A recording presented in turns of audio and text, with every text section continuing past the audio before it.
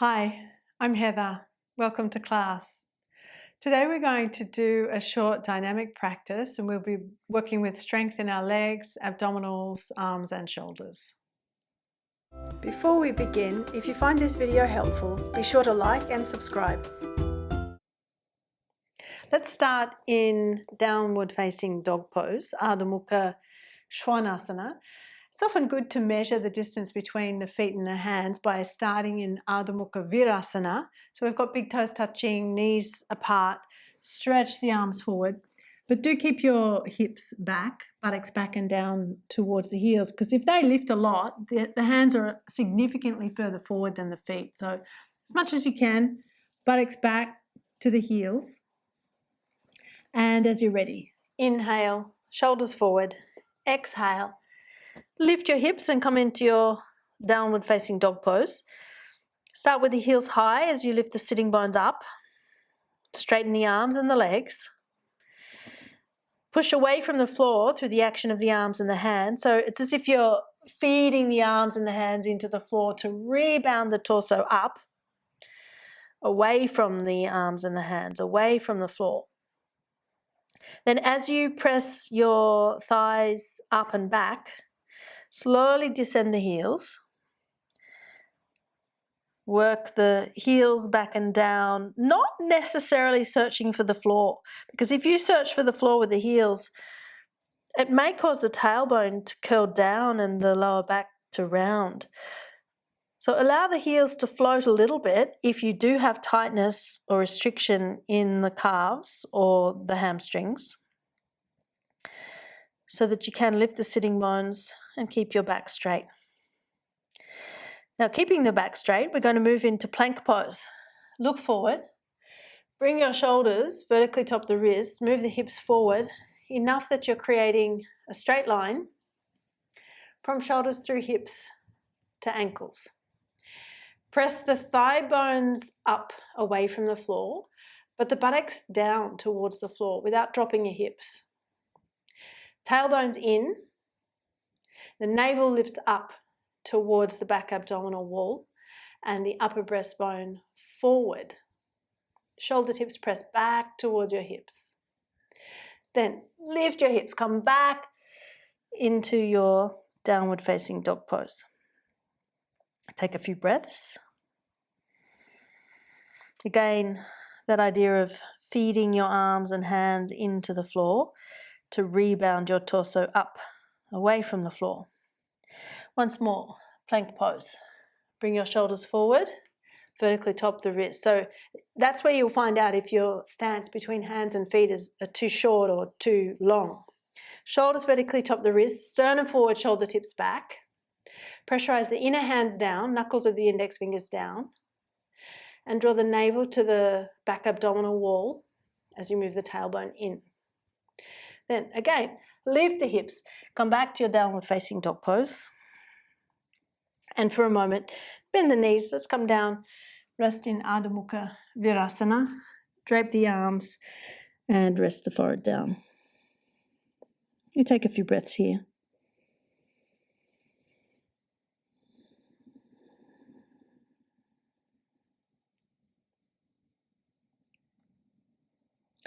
When you're ready, come up. In a similar way, we'll do plank pose, but this time on the forearms. So we'll take our forearms to the front edge of the mat, interlock the fingers. You can have the heels of the hands together, elbows shoulder width apart. Then bring your shoulders vertically top the elbow. Step the legs back. Watch your hips aren't too high. Draw the hips down. So same idea, pressing your thighs up away from the floor, but pressing the buttocks down towards the floor without dropping the hips. Engage the abdominals, draw the navel back towards the back abdominal wall as the tailbone moves in. Can you get the wrists down? Press the wrists into the floor. Now, like our downward facing dog pose, lift your hips, walk the feet in though, lift the heels, the head's sitting between the floor and the body. There's some freedom in the neck. And you're driving forearms down, elbows to wrists, wrists to elbows. Then bend your knees, come down and have a rest. Relax the forehead down, shoulders relaxed.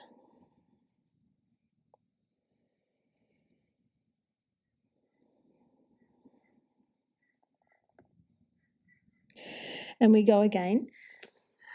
Interlock the opposite index finger on top, heels of the hands touching, wrists down. Lengthen this little finger side of the wrist into the floor. And as you step back, again ensure that your shoulders are vertically top the elbows, sternum forward, press shoulder tips back towards your hips. And as you engage the abdominals, tailbone moves in, navel lifts towards the back abdominal wall, shin bones and thighs press up away from the floor as the buttocks press down towards the floor without dropping the hips. Notice your jaw. Are you clenching the teeth? Can you relax the jaw? Lift the hips, walk the feet in. The head can drape down, but it's not touching the floor. Heels are elevated to get height through the sitting bones. And again, come down and have a rest. Forehead down, arms and shoulders relaxed.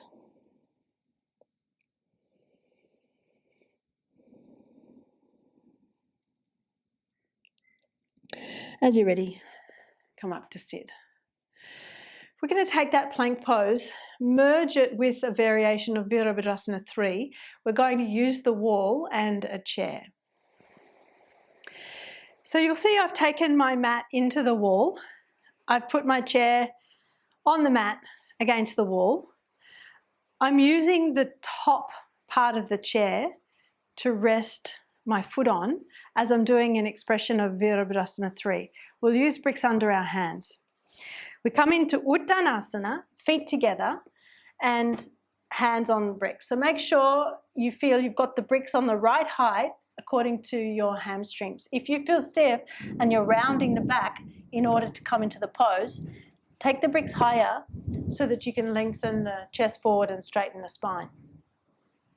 Then we need to find out how far away from the wall and chair to stand. So if we're balancing on the right leg, we take the left foot up. We want the ball of the foot to sit on the top of the chair and the heel to press into the wall. It is important to get the heel into the wall for the actions that we're going to be working on. And so obviously navigate, where does that standing leg need to be? Do you need to move it further forward, further back, so that you can be here with relative ease? Now, I don't want to have my right foot too far back, so I'm really heavy in the hands. If I took my hands off the bricks, I'd fall flat on my face. So make sure you're standing. You could potentially take your hands off your bricks and not overbalance. So we're here in variation of Virabhadrasana III. Push the left heel into the wall, internally rotate the left leg so that inner left thigh rolls up towards the ceiling, back of the pelvis is level. So we don't want the left hip sitting higher than the right. So in a sense, that outer left hip can move down. As we cut the outer right hip back towards the wall, draw the sternum forward, but engage the abdomen. Like our plank pose, can you draw navel back towards the back abdominal wall? Then as you press into the hands, can you lift the right foot up off the floor just for a moment and back down again? Again, let's use our exhalation to do that. Inhale, exhale, lift the right foot off the floor and back down again. So we're needing to suction that left foot to the wall. Let's go again. Inhale, exhale, lift the right foot off the floor and back down again. Replace the left foot, come up, take a breather before we repeat on the other side. As you're ready, come forward, Uttanasana, hands to your bricks. Then take the right foot up, ball of the foot's on the top of the seat, the very top of the chair, and the heel pushing into the wall. Establish your Virabhadrasana III positioning. So this back leg's internally rotating. We're spinning this inner right thigh up towards the ceiling so the back of the pelvis is level. Again, we're not letting this right side of the pelvis sit higher than the left. You're cutting the outer left hip back towards the wall. And as you move the breastbone forward, engage the abdominals. Watch that you're not sinking the lumbar in. Draw the navel to the back abdominal wall. So there's some support there. Push into the hands and we'll endeavour to lift this left foot up off the floor. Both legs are straight. Inhale. Exhale. Lift the left foot up off the floor and back down again. So it's as if we're trying to feed this left femur bone up into the pelvis as we lift it off the floor. Inhale. Exhale. Lift the foot off the floor. Push the right heel into the wall and back down again. One more time. Inhale. Exhale. Lift the left foot off the floor and back down again, and step your right foot down. Come to stand up. Take a couple of breaths.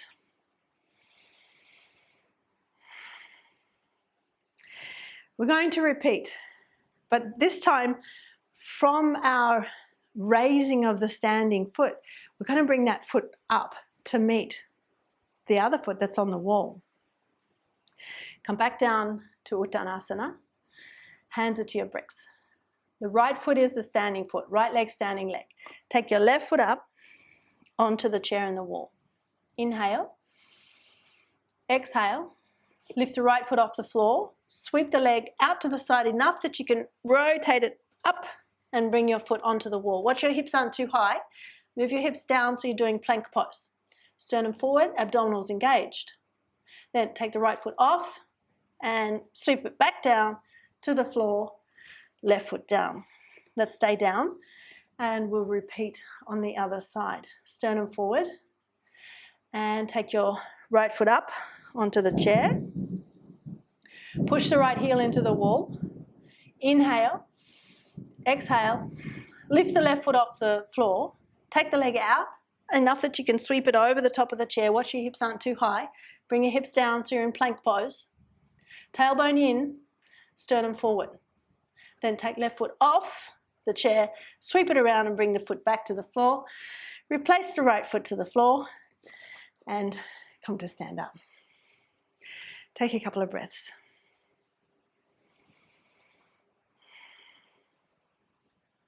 Commonly what can happen in that pose is that the buttocks are lifting too high or the back is rounding, the chest is dropped. Let's practice one more time and do our best to have that straight line from heels through hips to shoulder tips. Uttanasana, hands to your bricks. Take the left leg up, push the heel into the wall. Remember that left leg is internally rotating. Shoulder tips back towards the hips. Sternum forward. Inhale. Exhale. Pick the right foot up, sweep it back, tailbone in, navel to the back abdominal wall. Right leg out and down, back to the floor. Left foot down. Right leg back, bring your foot onto the top of the chair and into the wall. Sternum forward. Inhale. Exhale. Lift the left foot up, sweep it around, bring your foot to the chair, sternum forward, tailbone in, shoulder tips back. Left foot off the chair, sweep it around, replace the left foot to the floor, right foot to the floor, and let's do Uttanasana. Take your feet apart, bend the elbows, fold down, catch the elbows, and rest there. If you're feeling stiff in the hamstrings or the lower back, turn around. Use, whether it's the seat of the chair to rest your forearms and forehead or the top of the chair. You're just spending a moment here resting the head, resting the heart, and allowing your breath to come back to normal.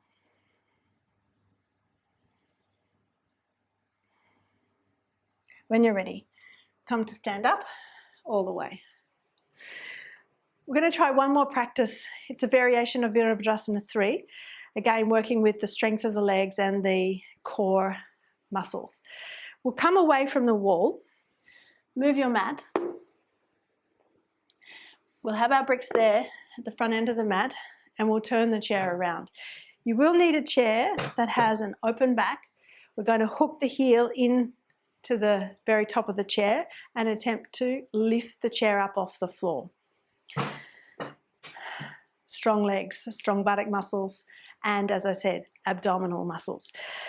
So the chair needs to be a reasonable distance from you, and you'll find out where that needs to be as you come into Uttanasana. Hands on your bricks. and this is where we'll find out. Look back, reach your left leg back and hook your ankle. So I've got my Achilles tendon pressing into the top of the chair. I'm standing strongly on the right leg. I'm not leaning heavily into the bricks. And as I lengthen sternum forward, press shoulder tips back towards the hips, then I raise the left heel, left leg enough, both legs are straight, enough that the chair lifts off the floor. I'm still internally rotating the left leg and cutting that outer right hip back. And then slowly replace the chair. You may need to bend the knee, slowly lower the chair to the floor. The chair does tend to come in closer to you as you lower it. And so then we'll bring it back again. And once more, come to Uttanasana, sternum forward, shoulder tips back. Then you can look back as you raise the right leg, hook your ankle, the Achilles tendon, under the chair. Keep both legs straight, again sternum forward. Raise the leg enough that your chair comes off the floor. Try not to lift the right hip though. Internally rotate the right leg. Inner right thigh rolls up to the ceiling. And you're cutting this outer left hip back. Still the sternum is forward, shoulder tips are pressing back. Then lower the chair. You may need to bend the knee to lower all four legs of the chair to the floor carefully. And you can come out of the pose. Let's rest again. You can use the chair, whether you're using the seat or the top of the chair, or whether you prefer to go all the way down into resting Uttanasana. Abdominals retreat as you exhale. Navel, abdominal contents retreats back towards the back abdominal wall as you're exhaling.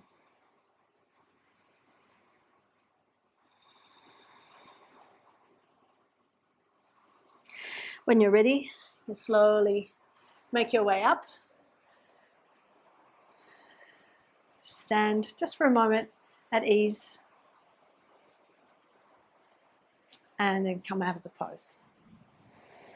If you enjoyed that practice, you enjoy a bit of a challenge, there are numerous classes that I have on my website in my video library that are just as challenging, just as fun.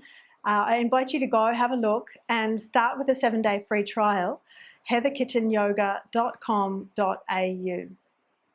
That's it for today. Thanks for joining me.